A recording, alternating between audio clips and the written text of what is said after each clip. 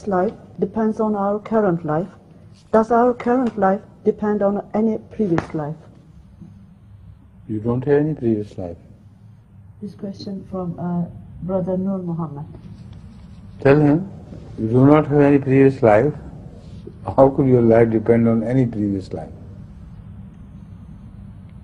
Does he believe in incarnation?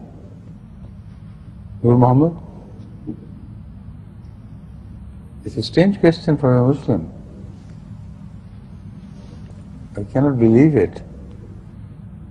Tell him, make him understand, or if he is listening or viewing this television program, he should understand that in Islam there is a constant evolution. Man will never be reverted to his physical existence after his soul has departed him, his body. It always ascends to heaven, to God.